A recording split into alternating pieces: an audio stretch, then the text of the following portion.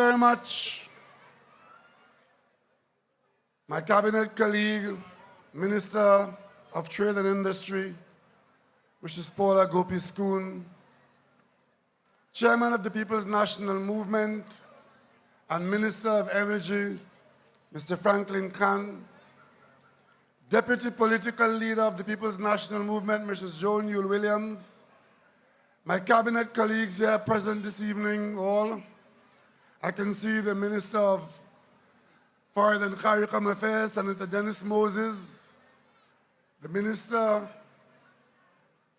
of Arts, Culture, Tuco, Bacchanal, whatever you have it there. Member of Parliament for St. Anne's East, Mrs. Leanne Gadsby Dolly. Other party officials, constituency members, members of the community of Chaguanas and environs, visitors, and the many tens of thousands of you listening to us on the very many radio stations at home and wherever you are, a very good night to you all. Tonight, we are 1 week away from ending a campaign which has been very interesting. It's a local government campaign, but it's not an ordinary local government campaign. It's one in which we have come to you out of opposition into government with a commitment, a plan, a program, and government policy by way of our manifesto into the Parliament, where our manifesto commitment on which you voted us into government had been taken to the Parliament and had been adopted as government policy. So what you have been hearing from our platform throughout this campaign for local government election 2016 is the policy of the government of Trinidad and Tobago as stamped in the Parliament of Trinidad and Tobago.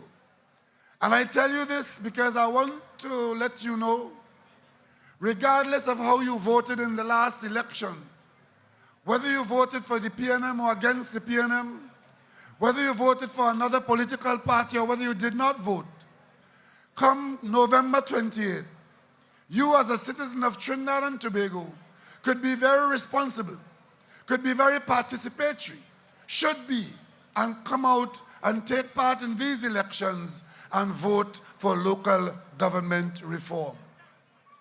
We have spent the last few days and nights telling you what the benefits will be, and we trust that we have been sufficiently clear in our offerings to you and the statements we've made, and we trust that you will acknowledge us as a political party that you can trust. We of the PNM this year celebrate 60 years as a political institution in Trinidad and Tobago. As a matter of fact, we have been celebrating this 60th year all year.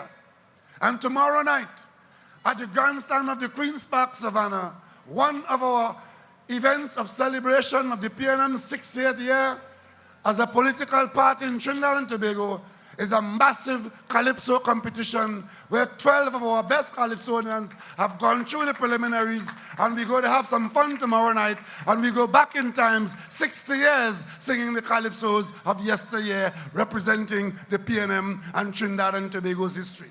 I invite all of you to come to the grandstand tomorrow night as we take a break in this campaign and go and take in the Calypsonians walking hand in step with the PNM, this 60-year-old political party.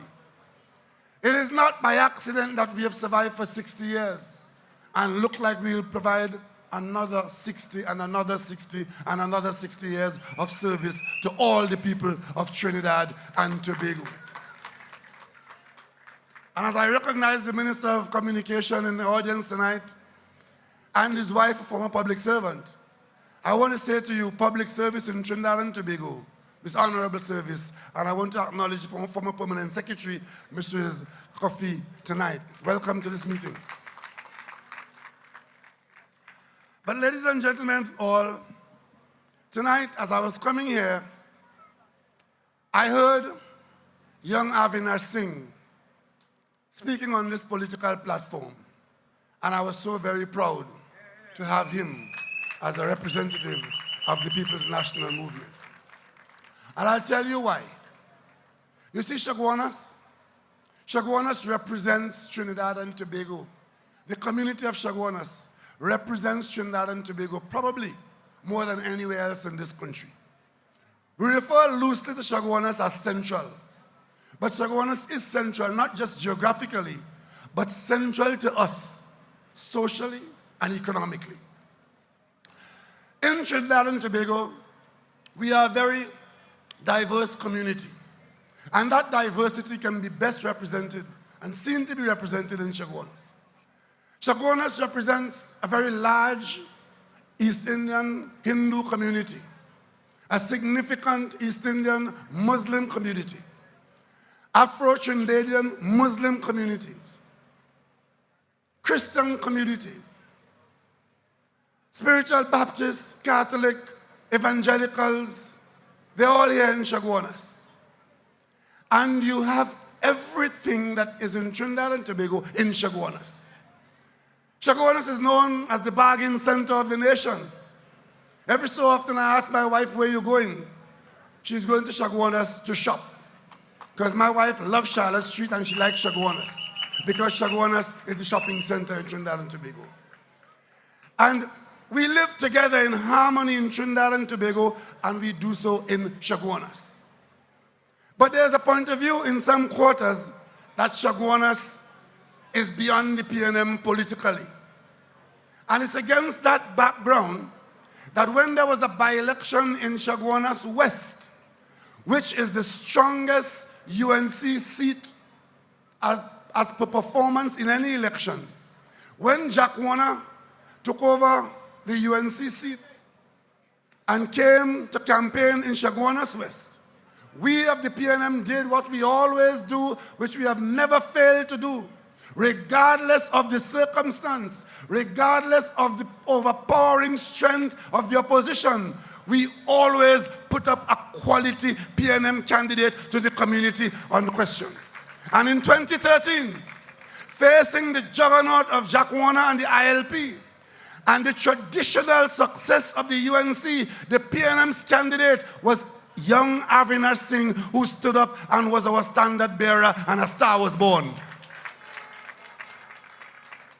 And I distinctly recall saying to him and to all the young people in the Chaguanas area, particularly those of East Indian heritage, that you come to the PNM, you stand up for the PNM, and the PNM will never forget you and will not make you feel that you are unwelcome. And Avinash Singh was a standard bearer.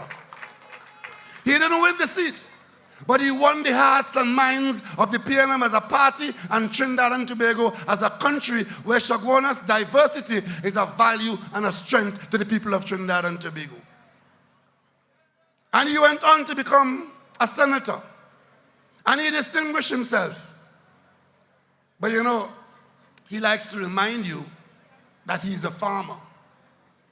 He's a trained agriculturist. He has a degree in agriculture. But you know, having a degree in agriculture doesn't a farmer make. Because I can tell him, I am the only Prime Minister of Trinidad and Tobago who is a registered farmer. So Avinash, you just come second, right? And I could tell you something too, that I told my friends who like to claim the sugarcane industry. My father was a cane cutter in Eugene St. Madeleine. So Ole comes second to that too.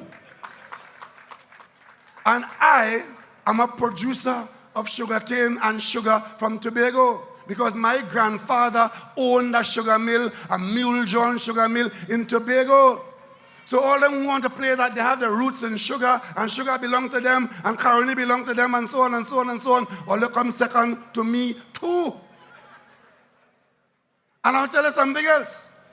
The PNM has tremendous support in central Trinidad. And I'll tell you something else too. Those of you who stand up and support the PNM in central Trinidad, you are among the most loyal and the stalwarts in the PNM, because being PNM in central Trinidad is more difficult than being PNM anywhere else in the country. And I salute you all tonight. Because you have to believe in something to be PNM in central Trinidad. And election after election, you have never let us down. You were always there to carry the PNM's flag and to give the opportunity to Central Trinidad to vote for a party of quality, a party of history with policies and programs, and a party of which we are all proud. PNM and proud in Central Trinidad. I heard, last election 2013, last local government election 2013, we won 8 corporations. The government of the day that lost 5 corporations, Gondang Renzi Complex, take a drink and shout out that they win. They win. They know they're upside down, they live upside down. They go to court with a case to win 5 seats, they win the case but they appeal it. Never heard that before. You win but you're appealing the case. But I tell you, they have 4 corporations under their control now. And had the PNM been only about power and authority, family, friends, and opportunity to feather their own nest, they would have 3 corporations. And let me explain to you why. 6 they have, they would have had 5. Because Chaguanas could easily not have been theirs. In 2013, your support here in Central Trinidad, you gave the PNM 3 seats. You gave the UNC 3. And you gave the ILP 2. That's the makeup of the corporation. As we were about to go to choosing the executive, which you do by election in council, I was approached by the ILP to link up with them. And the PNM 3 and the ILP 2 and the 3 aldermen, we would have had 8 votes in the corporation, and the UNC would have had 4. 3 seats and 1 alderman.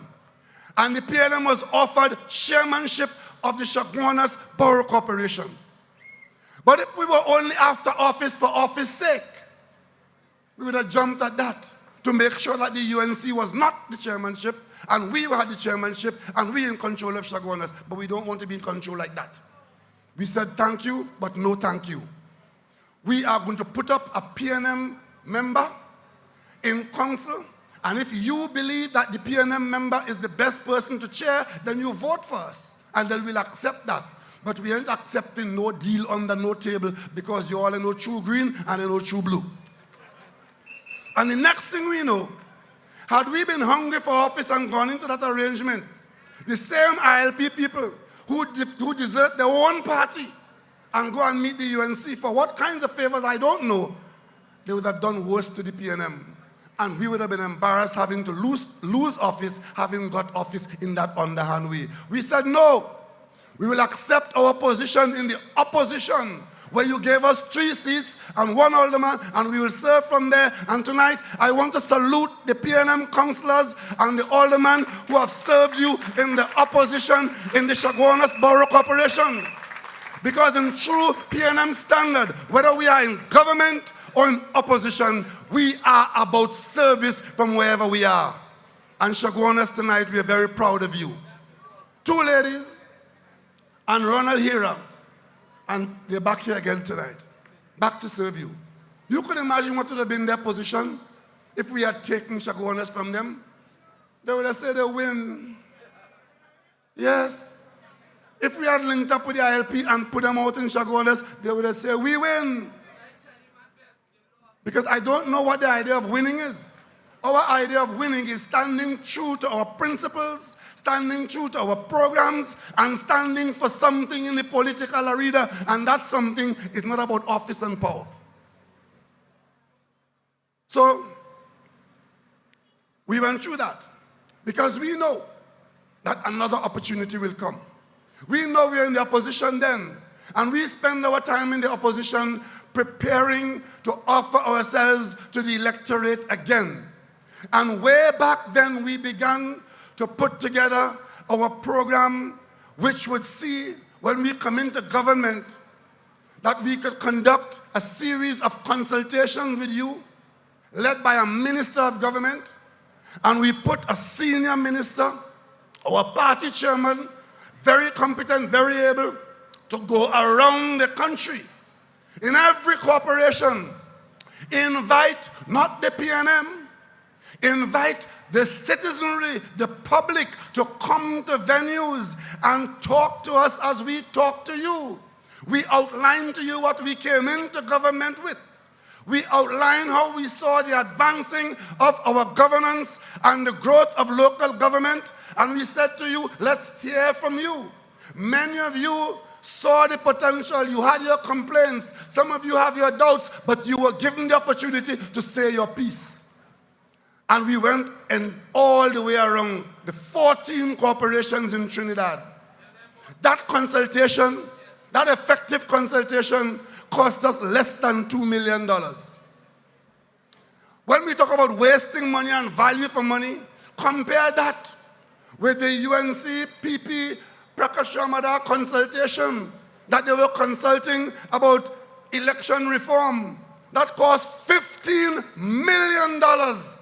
And all that came out of it was a highwayman in the middle of the night trying to change the law to bring about runoff in election because they felt that runoff could have benefited them in 2015. And even the very people who were part of the commission going around in their consultation came to the parliament to tell the country, whatever else is in the report of the consultation, there was no runoff in there. No runoff, but they're in the parliament trying to legislate runoff. And they did so with the assistance of some strange creatures on the independent benches. But even that couldn't help them because you, the people, you intervened in 2015 and you voted the PNM into government. So that's where we are now. You now are required to vote. I know it is normal for local government that many people don't come out to vote because over and above those who say they're not voting because they're not taking part in politics, and that's another story, there are those of you who say, man, that is local government, them as councillors, I am voting, I will vote for the general election. But let me tell you something. Insofar as local government and local government reform and local government performance is that place where you and the government meet, where they meet you in the road, your garbage collection, the quality of your schools, the quality of your roads, the health of your community, opportunities for taking decisions in your interests as against those that might be taken against your interests because they're being taken too far away from you. Insofar as local government is where the government actually serves you, local government may be more important in some districts than general election. Because they've been voting in general election in this area time and time again. Some people feel they own your vote. Some people feel they own you. In fact, some people are so bold that if you are East Indian in central Trinidad and you support the PNM, they want to deny you your Indianness. They are so bold to want to do that because they feel they own you. And then after you put them into office, whether they're good, bad, or indifferent, it matters not. Because they care not, because they have your vote for all time. Well, 2016 is different because I have every confidence that you would have seen the benefit of what is being offered as local government reform and you would want to support that regardless of whether you're man, woman, or child in central Trinidad. And that is what is up for you now. It is up to you. The vote is always up to you. When you go behind that private space in the polling station, it is up to you to decide if you want to remain where we are and just vote for the sake of voting and come back in 3 years' time and do the same thing and the same thing and the same thing and get the same result or worse. Or whether on this occasion you want to vote knowing that there is something in the offing which is giving you the opportunity to improve our governance system.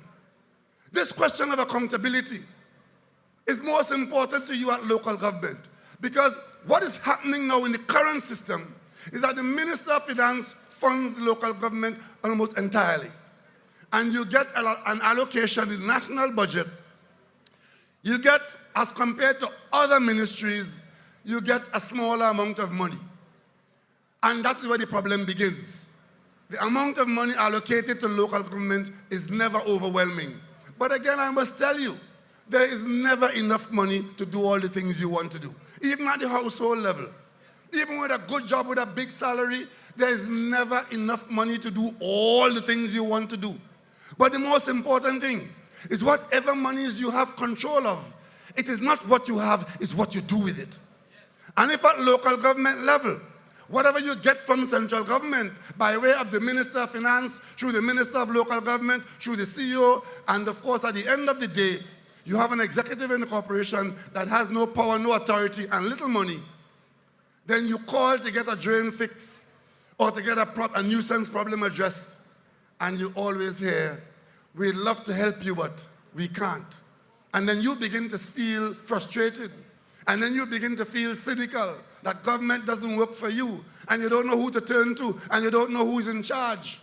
And even though the system needs reporting so that others could monitor and ensure that good things happen to you, for you, with what is for you, it is not happening. The accountability is very low.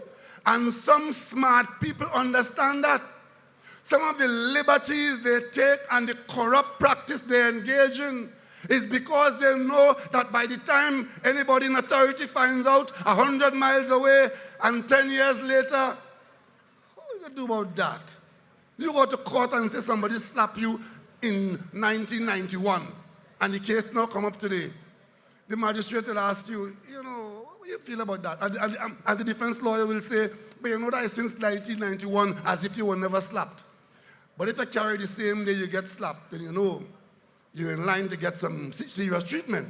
And some people understand the system very well, and they use it very effectively for their own benefit and the benefit of those that they are associated with.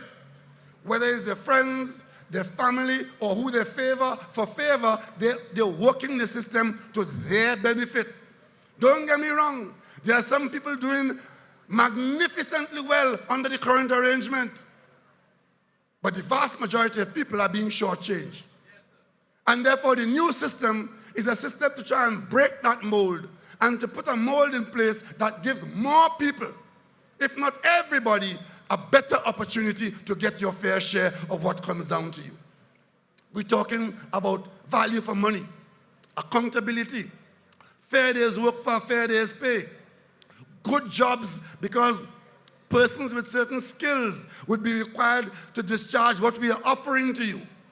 And most importantly, the management class in local government will be forbidden to not report and still remain in the job.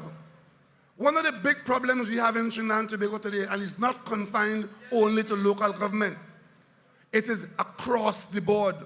In the state enterprise sector, some people are managing billions of dollars, and under law, they are required to report to the parliament. And because nobody is watching and nobody is taking charge and nobody is being held accountable, they just assume that that's how it's going to be. And there's no reporting taking place to the point now where there are some major billion-dollar state companies, agencies that can't go to the bank and borrow $1 because their financial reports are not in order. And you have to ask yourself, is this how it is going to be for every year going forward? And why are we paying a management class significant sums of money if you are not doing the basic requirement of reporting how you have spent the money you spent last year and the year before? We have been encouraging foolishness in this country. And of course, don't get me wrong, you will have those who will oppose what I'm saying now because they want to keep it the way it is because it works for them. I'm saying to you tonight, the vast majority of you, it does not work for you, it works against you. 99% of the corruption which is weighing down this country is because the systems of accountability would have failed and failed spectacularly. This local government reform is one effort in an attempt to begin to bring back some accounting, some accountability, and some basic sanity and service to the people of Trinidad and Tobago. You don't have to have all the money in the world to have a good local government system. What you have to have is that the people who are in charge of it and the systems that they're in charge of have to be up to the task. And that is all we're saying to you. Let 2016, in this new government, be the time and under this management when you begin to pull back things in your favor.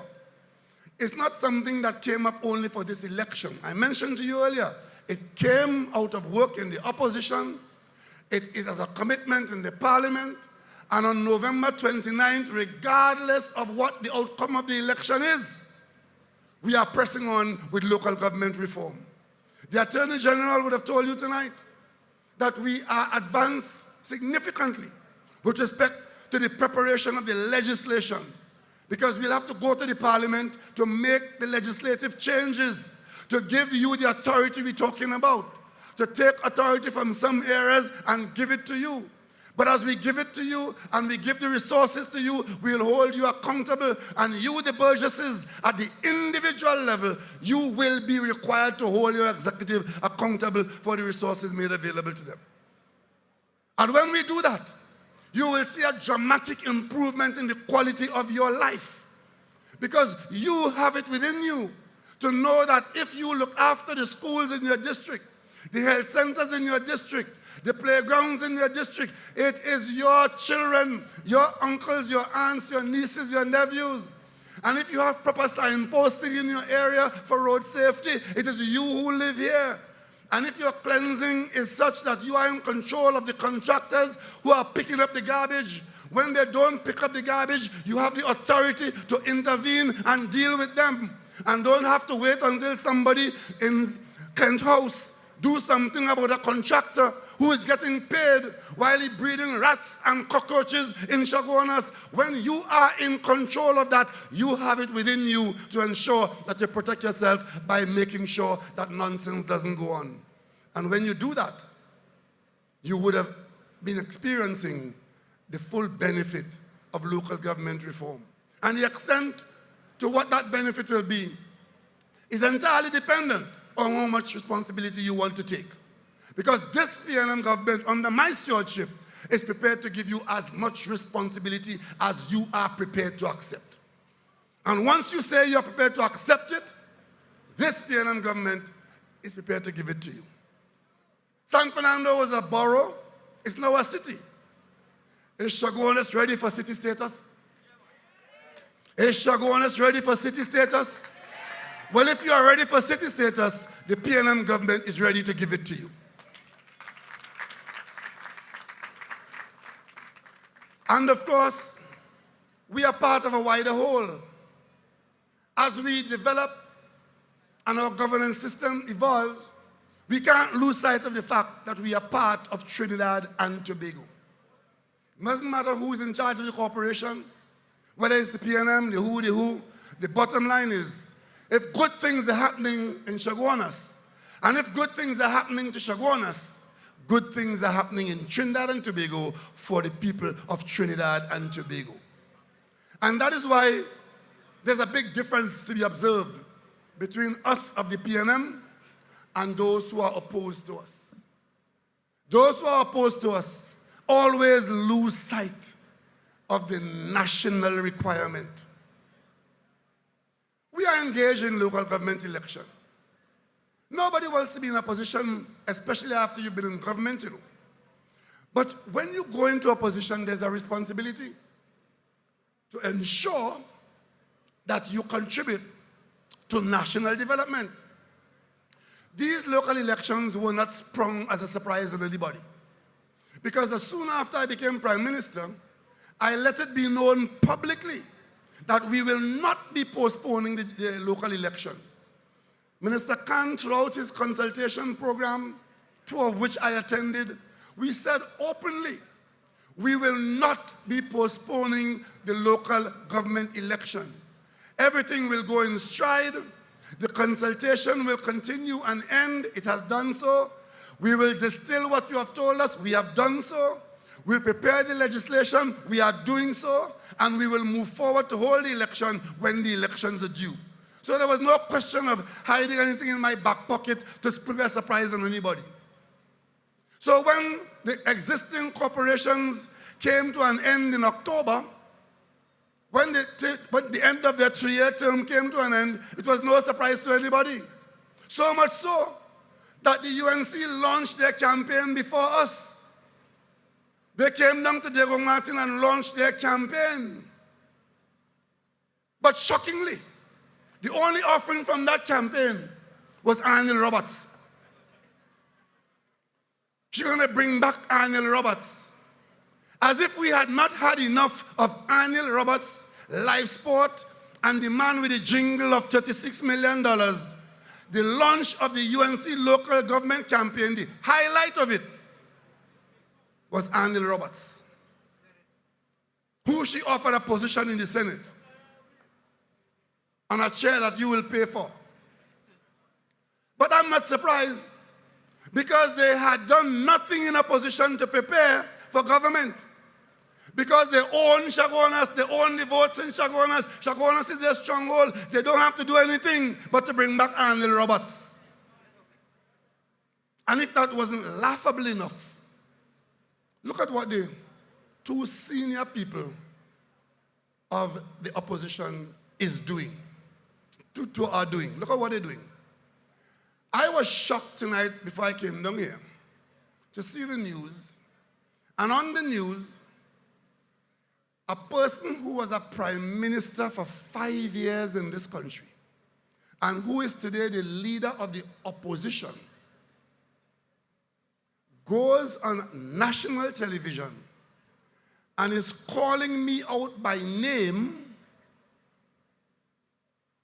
to make sure that you all don't know that there's no mistake. She's calling me out by name and calling on me, the prime minister, to account for $2 million that the customs found in a container somewhere in Trinidad. Let me explain to you all what that means. We, as a small, struggling country, trying to make our way in the world, seeing how difficult the waves are ahead of us, how steep the mountain to climb. We enjoy a fairly decent standard of living in this country, the best in the Commonwealth and the Caribbean, and among the best in the developing world. But to maintain that, we have to maintain our contact and our presence in the international marketplace. A lot of that presence being maintained is dependent on foreigners coming into our country and investing their money in resources in this country, and we share the profit and benefit in the process. Only last night in Siparia, I was pointing out to the people of Siparia how concerned I was that day before yesterday's news, that over and above what has been happening before in America, where the United States had become self-sufficient in energy and was importing less and less from people like us, they have just found and confirmed this huge gas field with 20 trillion cubic feet of natural gas in Texas. And another humongous amount of oil in the same field. So here it is. We depend largely on the US market or prices established by the US market. And their good fortune is such that they have found and confirmed this huge amount of energy within their border.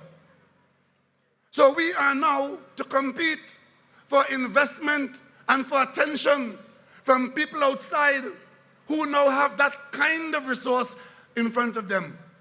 And that is the time when the opposition leader, who speaks with a stamp of authority, having been prime minister for 5 years, all she could find to tell the world in her attempt to make herself relevant in a local government election is that the Prime Minister of Trinidad and Tobago has something to explain because money has been smuggled into this country, obviously with criminal intent, and the Prime Minister knows something about it and must tell her about it.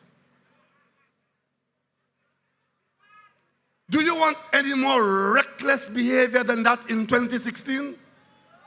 Because I'll tell you something. Maybe she knows and she knows something more than I do, but I can't say that. But when she calls on me to explain the people who bring in the money and whether they normally come to my house, Mrs. Kamala Bissessar has gone stark, raving, reckless, and irresponsible. Because you see, I heard this information. I am head of the National Security Council. Nobody has informed me as yet that the customs and the police have identified or have arrested any individual with respect to that particular matter. And under those circumstances, is it that Mrs. Prasad Bissessar knows more than the police and the customs? Well, if she knows, then tell the police. I know the police is investigating round the clock, and so is the customs. So if she knows enough to know is somebody who does come home by the Prime Minister, then tell the police, madam. But I want to say something else too. Because if she believes that where I live in the Prime Minister's public house built by you and supported by you, that criminals come there, I want to remind Mrs. Prasad Bissessar that I am the Prime Minister who is living in the Prime Minister's house, and it is not a brothel, it's not a criminal location, it is good, ordinary, clean, decent family life going on there. As a matter of fact, when I moved in there, one of the things that the security was allowed to do to secure me and whatever interest the state has in me is to put back the cameras around the compound. And if you believe that criminals are coming to see me there, just go and ask the police to go and look at the cameras and see who the criminal is, and case closed. But what she did when the house became under her control was to remove every single camera in the compound so that God alone knows what was going on there. Sodom and Gomorrah 24 and on steroids.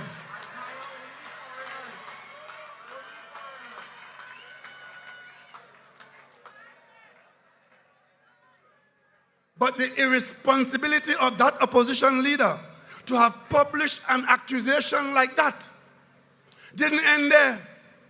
Because the other imp called Dr. Munilal, he jumped in the brew too. And the problem with the UNC is like when one going down the road over a cliff, none could pull him or her back. I used to tell Basdio Pandey, you know, and again I must say, I quite like Basdio Pandey. I grew up with him in the parliament, and I quite like him. But when his government was being undermined by the Ishan Steve arrangement, I was in the opposition. And I would say to him on a regular basis, I say, if you have one person in your cabinet to say no to what you're all doing here, your government might survive. Didn't listen to me. So say, so done, they didn't survive. So when she is now, as a former prime minister of this country, would be reported around the world that she is calling on the prime minister to explain the presence of $2 million that was found by the custom, and she knows that there are people going to the prime minister's house who are involved in that. And investors will say, that is a place we want to go to invest. A place where the prime minister is involved with the criminal element, trading in whatever that money is trading in, whether it's cash, it's drugs, it's whatever. Because you know who says so? The former prime minister says so. Just like that. And to hear her say that, in jumps Munilal. He knows more. He knows more. He is calling on me to explain to you why I am using that money to fund the PNM campaign. So you know, when the news goes out from Kamala Prasad Bissessar, the former prime minister, the former acting prime minister and leader of government business in the house, he too saying the same thing. What do you think foreigners will think? So Munilal wasn't content to put a banner across Orapuch Road calling on people in Orapuch to hide their children from me because I'm a pedophile. Kamala Prasad Bissessar wasn't content to hire Vanilla Allen to slander me and my father. She's slandering the whole country now. Whole country.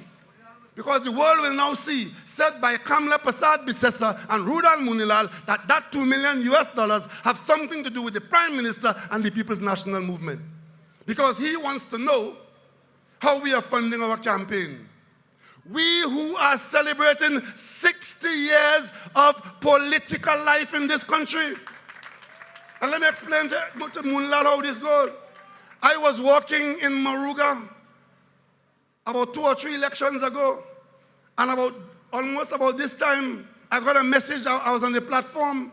I got a message that an old lady demanded to see me. I was down there with Fitzgerald Hines campaigning for Peter Taylor. I left and I went to find this old lady down the street, and she was bedridden. She was 84 years old, and she demanded to see me. I went and I saw Granny, and I spoke to her. She was in bed. She'd lost her motor skills, but she hadn't lost her bed. And she said she wanted me to know that she was there. And she wanted me to tell her niece, who was looking after her, to make sure that she take her out on election day to go and vote for Eric Williams. She wanted to make sure she go and vote for Eric Williams. And I patted her head and I said, Granny, that's good, that's true, but your candidate is Peter Taylor. She said, I want to go and vote for Eric Williams. And so say, so done. She came out and she voted for Eric Williams, and Peter Taylor won the seat. And I'll tell you something else too.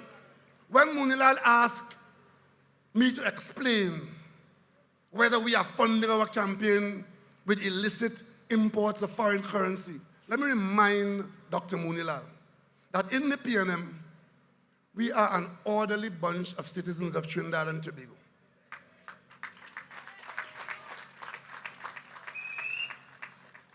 When we were in the opposition with a few members, the party having to be funded and we have no grandfather and godfather, the General Council took a decision that office holders get office by virtue of the party supporting them into office.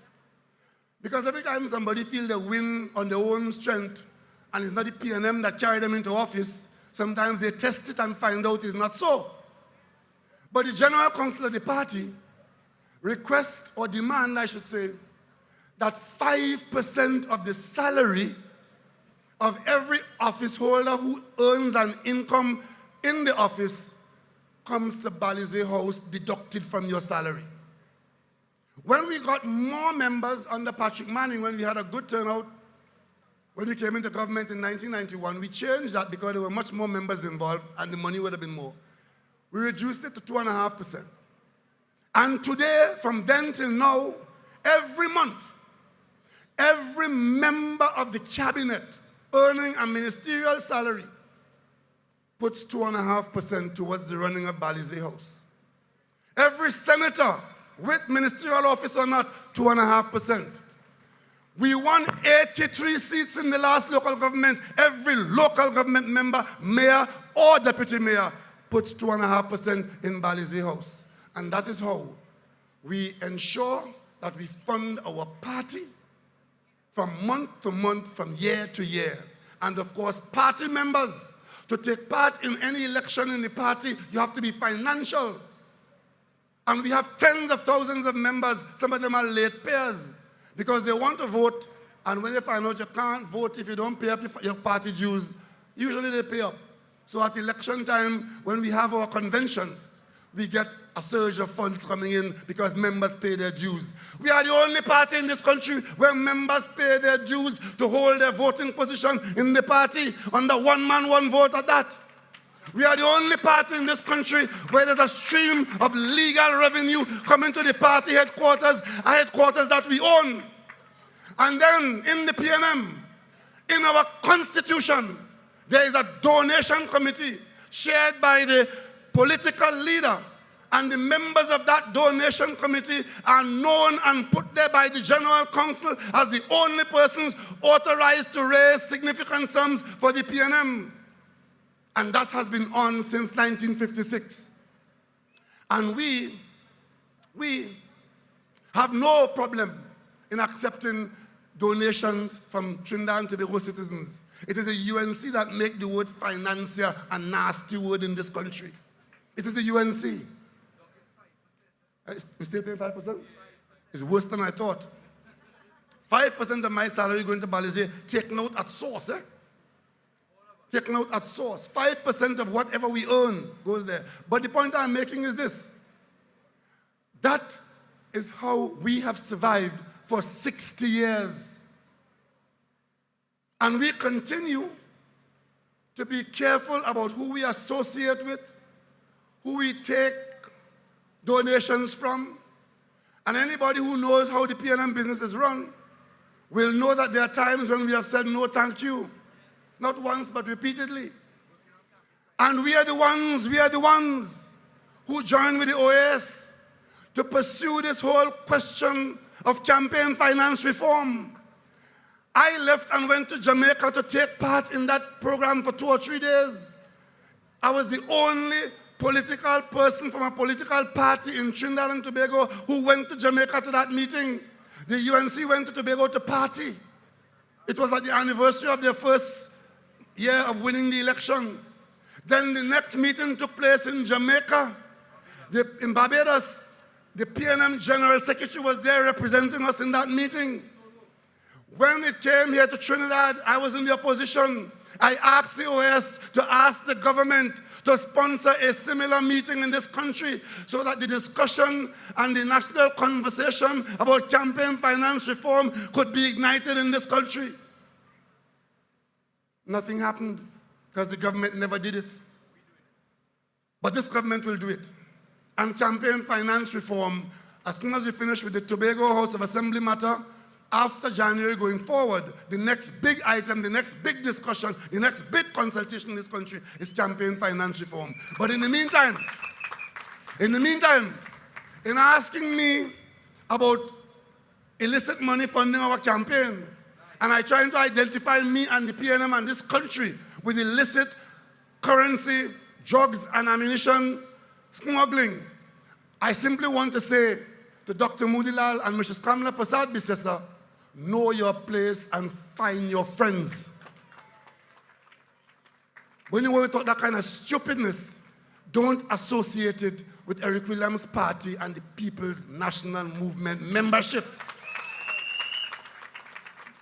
We are not the ones who deceive the court to prevent people from being extradited. We are not the ones who lied to the parliament and created Section 34. We are not the ones who we are told have barrels of money home in your house in cash. And of course, there's nobody in the PNM who came in naming Al-Rawi and go naming Money-Rawi. None. And the people of this country, you know who to trust. You know who to trust. You trust the People's National Movement. We are far from perfect. We are far from perfect, but we represent the best political organization in the history of Trinidad and Tobago. And we are about service and not about office. We are about people and not about ourselves. We can name long lists of people who served as ministers in this country. They came in as ordinary, humble citizens, served for a period of time, and left. They are the ones who have difficulty putting a label or accepting the labels put on them by the public. So tonight, I want to say to you here in Chaguanas and across Trinidad, we of the PNM, we are particularly proud of our record. And I challenge anybody, particularly those who like to wash them out on the PNM, point to any development in Trinidad and Tobago of significance and tell me that the PNM wasn't involved in it for the better. And they are only about misinformation, you know. Over and above, lying on me as Prime Minister, trying to get my household mixed up in foolishness and the political party mixed up in scandal. They're not stopping there, you know. They're accusing the police of fabricating figures. Well, of course, the media could take care of themselves. They have the pen and they have the last word. But they will have you believe, because they think that you will vote based on how many people are killed. So therefore, it is in their political interest to get up every morning and take a deep breath and say, aha, 3 more get killed, 2 more get killed. And while the rest of us, we are depressed with this development, one group of people in this country say, hallelujah, hallelujah.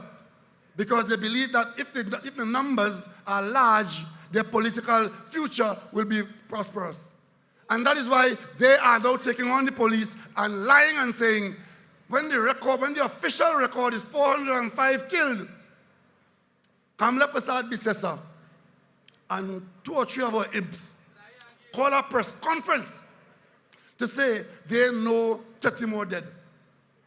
And they're enjoying themselves. You know what you call somebody who enjoys matters about death and killing and dead body? Who glory in that? That person is called a ghoul, spelled Ghoul. The UNC is the party of ghouls, enjoying death and destruction in Trinidad and Tobago. Because they somehow believe that that will give them a political opening. Well, we are not about that in the PNM.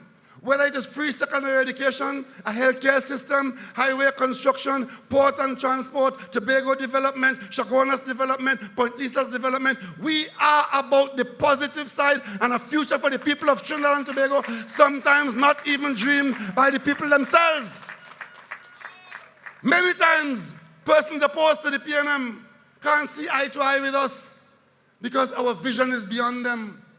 Go ask the people in Tobago. How many of them were invited to lie down in front of the bulldozer to stop the Claude Noel Highway? Go and ask them that.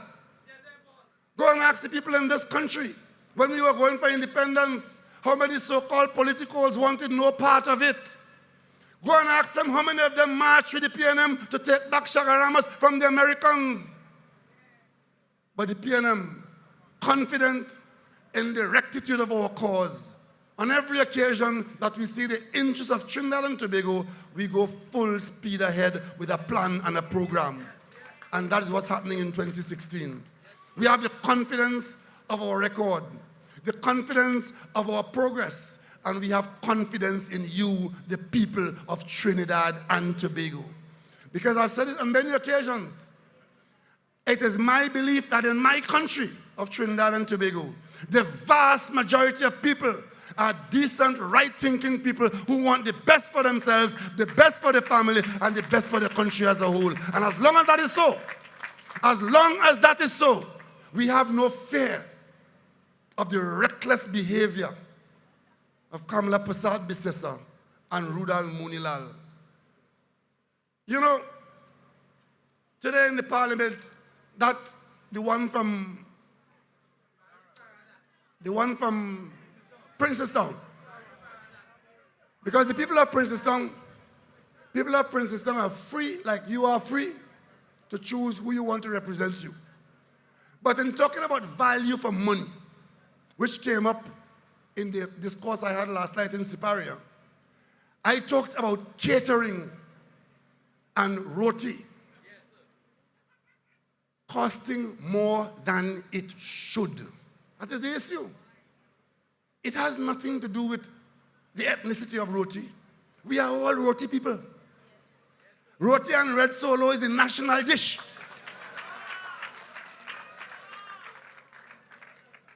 I was talking about profligacy, meaning the waste of money. And I'm saying that if you, like we do, acknowledge and celebrate the arrival of Diwali, why must it cost $1 million at the Prime Minister's residence? I can tell you, when we became in charge of this situation, we had a Diwali function. And in this audience, there are quite a number of you who would have been invited and who were there. And the report we got from those who were there, it was the best Diwali function, the most classy Diwali function they'd been to at the Prime Minister's residence. And it cost us less than $300,000. $220,000 it cost us, I'm told. And you know at Diwali, there's no meat and there's no alcohol. And these are the items that cost money in a function. It is vegetarian. So if you invite 900 people, you say, because all the invoices will show that they catered for 900 people for a Diwali meal, and you spend You spend for the actual food itself over $250,000, and for the plate and the fork and the napkin, $394,000 in aggregate. We did the whole function for $220,000. You did it for $1.6 million. And all you could see when I raised that, you could see something sinister, and they want to go to the race basket, you know. That's what they want. That's what they're heading, you know. But of course, it is not about race. It's about wasting and stealing money. Because, you know, that same arrangement between what it should cost and what they actually spend, let me tell you how it went for Christmas. They had a children's Christmas party. We had one too, and I dare say a fantastic one with the children. It cost $454,000. The one that they had cost $1.1 million, almost 3 times as much. We had a Baptist Liberation Day function. All the Baptist leaders told me how pleased they were with the function. They came out in their numbers, and at the Prime Minister's residence, we acknowledged Baptist Liberation Day, and it cost us $257,000 in total. The same function cost them $938,000. Emancipation Day. We had an emancipation function. We invited all the leaders of the Afro community and others to a function at the Prime Minister's residence. It cost us $341,000. The same function that they had cost $611,000. And something that they did and they used to do, which is not happening now, because it is not required to happen, to try to curry favor with people while they were thieving the country blind and heading to lose an election. They were giving out hampers and gifts, $1,000 a piece, the value of the gifts and the hampers. That was the behavior. And trying to buy and bribe everybody. We're not doing that. When Diwali comes, we have a nice little function, we spend a little money, and we acknowledge our Hindu community, and we share it with them. And the same thing when Eid comes around, or emancipation, or whatever. We can celebrate in this country without being profligate, without being wasteful. We can do that, and this government is doing that. And when the issue is brought to your attention, they're pretending they don't understand what I'm saying and trying to divert your attention away from the substance of the matter. She jumped on the roti to question me about it. That's $1 million. But I spoke in Siparia, and we spoke for the whole week about OAS and the $1 billion. She hasn't had a word to say about that. Billions in the highway to Point 14, where we had to go to London to fight to get back $1 billion in cash that a contractor has at Bonds Hideaway there. And if we didn't fire the contractor, we would never get it back, because Rambachan, under Mrs. Kamla Prasad Bises's tutelage, had removed from the contract the clause that allowed Trinidad and Tobago to fire the contractor for bankruptcy. And that was done election week. While you were busy wearing the red and outside campaigning, NIDCO was removing the clause from the contract that said that the government of Trinidad and Tobago, who is paying the money to a contractor who had stopped working, who had declared bankruptcy in Brazil, but was in Trinidad and Tobago to get more and more of your billions. We are on the platform every night saying that and telling you, for that reason alone, you should not cast a single vote for a single UNC candidate. Because what they're saying to you, they're playing, they don't understand what you're telling them. They don't understand what happened to them last September, but they want to get back into office. Fool me once, shame on you.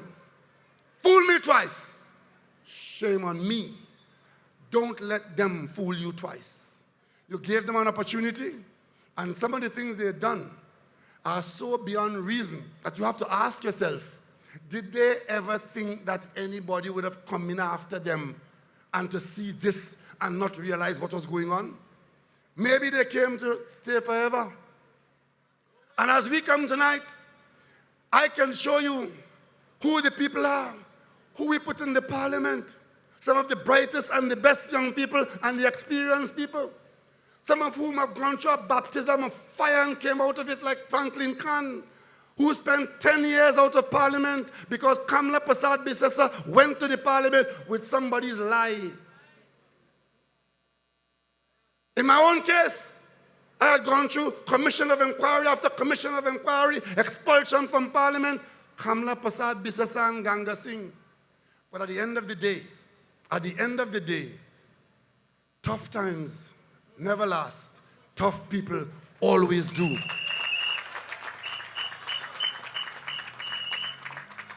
I always maintain to you that you put me into office, I would acknowledge that one of the most important roles of the leader, whether it is in politics, in government, or in a business, is the people you choose to put in office, in position.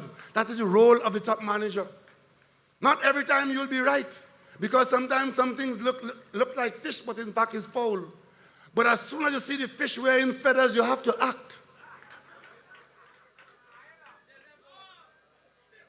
She moved from government to opposition. And if you thought she was making bad decisions in appointing people in government, she's making worse decisions in appointing people as opposition leader. And that is how Wade Back ended up in the Senate. That is how Randine in the Senate. That is how Wayne Sturge in the Senate. That is how Anil coming back in the Senate. And of course, now you are required to name your senators and name your aldermen, because you have to name your aldermen before the election, and you can only choose aldermen from the list that you have named. So she has named her aldermen, and we see very clearly where she's heading. In Siparia, she's named Chandra Sharma as an alderman. He heading to be chairman of Siparia Corporation. In Chaguanas, she named Glenn Ramadar Singh. So you're going to get Mayor Ramadar Singh. And all people like that, because she only wants a certain category of people. For her to acknowledge you and to promote you, the police have to have an interest in you. But tonight, I want to introduce to you the PNM's team of standard bearers. And I guarantee you, the police has no interest in any of them because they are decent, law-abiding citizens. So for the electoral district of Enterprise North Esmeralda, I want to introduce to you the incumbent, Lisa Holder.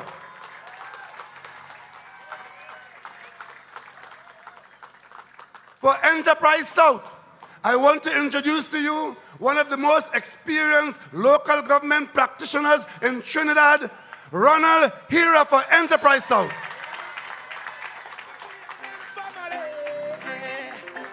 For Edinburgh, Longdenville, permit me to introduce to you a hard-working young lady for whom local government is her passion, Janelle Jo Ryan.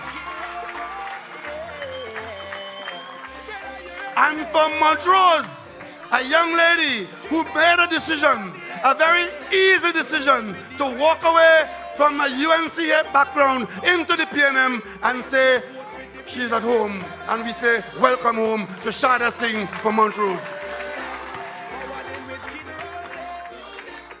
And on Sunday afternoon,